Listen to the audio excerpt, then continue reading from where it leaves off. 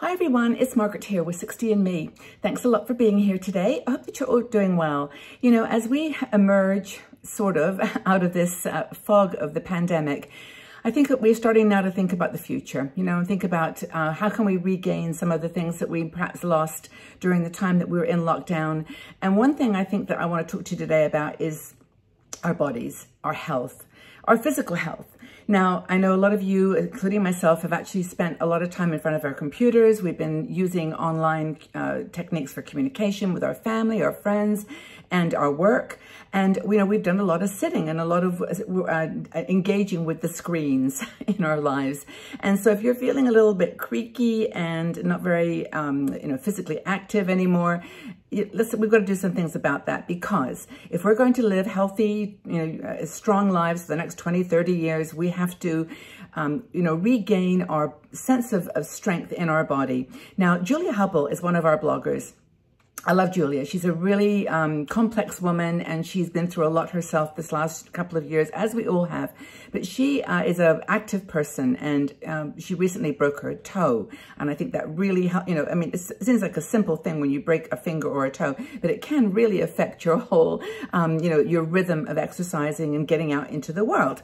So she sat down with her doctor and her personal trainer, and actually said, what can I do to get my body back engaged in the world and feeling stronger? And they came up with some ideas, which she mentions in this article that she wrote. And I'd like to go over them with you.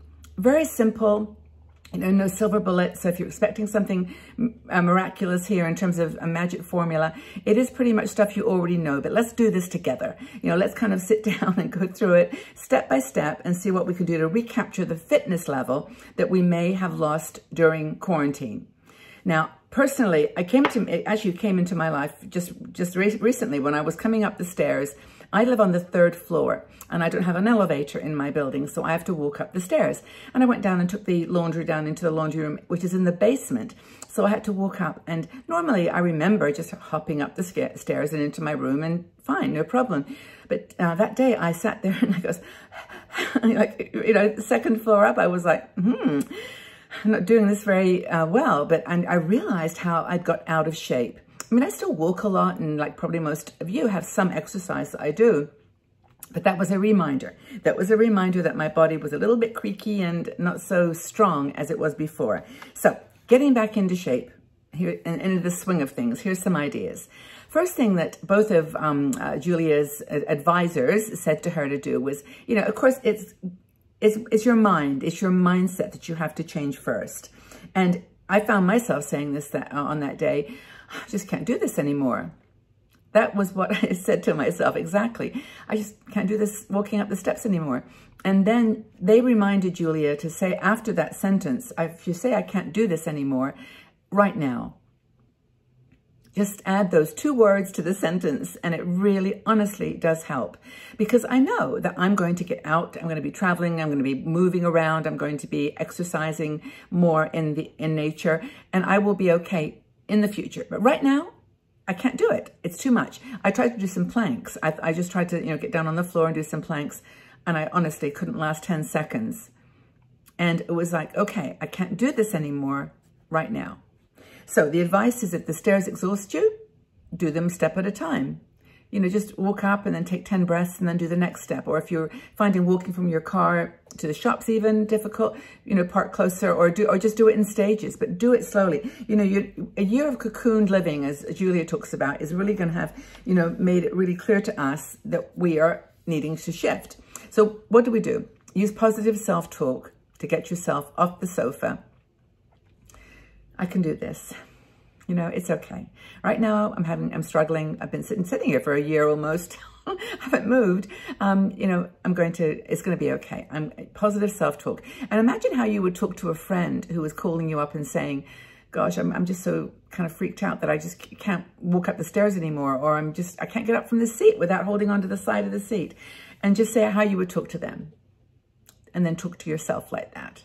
We do that. We don't do that enough. I remember even when you were like flying on a plane, and they would say, you get a little panic attack, or you don't like flying. And somebody would say, well, pretend that you've got a child next to you. How would you explain what's going on to them? in a positive way. So that's the same approach to take, I think, is some positive self-talk with yourself. Be gentle. It's okay. I mean, there is going to be a future after this. There's going to be a future that we're going to be part of, and we're going to be active in it. But right now, take it easy. So change that last two words to right now, and that, that becomes the truth. If you don't buy into that, then the opposite becomes your truth. You can't do it. Your muscles are deteriorating if you're not moving. And I know Julia is very adamant about this because she likes to climb and, get out into the world.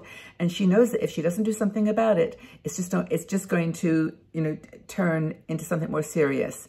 Second thing is to take baby steps.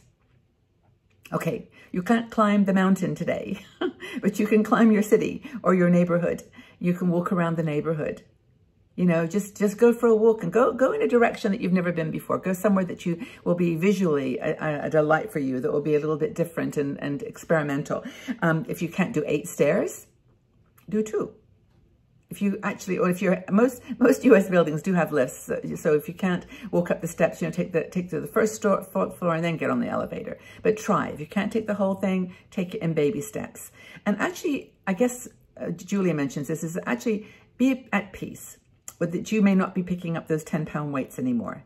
2 pound, 3 pound, 2 tins of soup, whatever it takes. You may not be able to be out there in the gym doing cardio for half an hour. Just do 20 minutes or 10 minutes or 2 minutes.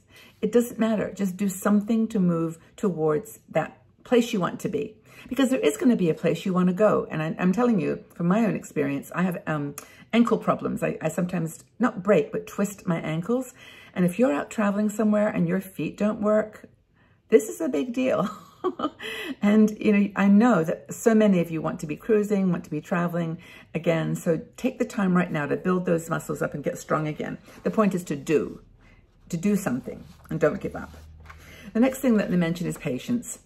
How's that? Are you good at patience? I'm not any good at patience. I have no patience for delays, and, I want to get things done right now. But that's the thing. You've got to really look at your muscle memory, regaining your muscle memory, because it won't be creating muscle if you're not doing something. In fact, it'll have the very opposite effect. And I think that's really important in step 4, which is trust your body. We are born, we are created to move. That's what we do. That's what your body knows how to do. And by not exercising, you're creating like this a self-fulfilling prophecy, like this vicious circle where you're not exercising, so you're getting weaker, and then you want to rest, and then you don't want to exercise, and so you want to rest, and you just go back into that spiral of resting and not doing what your body really wants you to do, which is to move. It doesn't expect you to do incredible cardio stuff. It just expects you to be moving. That's what your body is built for. That's why you have legs and arms. Yes, and by the way, I know that there are some people with medical issues and things that prevent you from doing these things, and I hope that you listen to these types of videos within the heart and the sincerity that they're offered. I mean, I do. My heart goes out to anyone who is dealing with a medical issue of any kind. But if you have got the ability, even if you're not feeling so well, to just stretch your arms, just do something physical, your body will thank you. Final one, number 5, is to find your funny bone. I know that's a tricky one, especially after what I just said. But if you can find a way to be humorous in this, to actually go back to the beginning again, like I said, baby steps, not beat yourself up for having to, do the simple things before you get back to the world. I mean, you may find that you go out into the world to do those things you did before, and you either don't feel like it or you've forgotten. You've forgotten how to do it, but you've also forgotten your confidence. Because we don't have to be, star athletes to be in good shape. I mean, we just have to remember to do these things for our body and to be grateful. I am so grateful for my feet.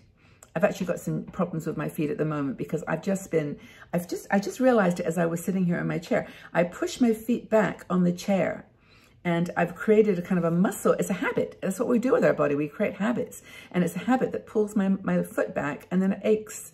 And I get that weak ankle again. So it's kind of that little circle that goes around and round. But I'm sure you've got ideas and things that you do to get through this. What methods have you used to sort of re-engage from lockdown?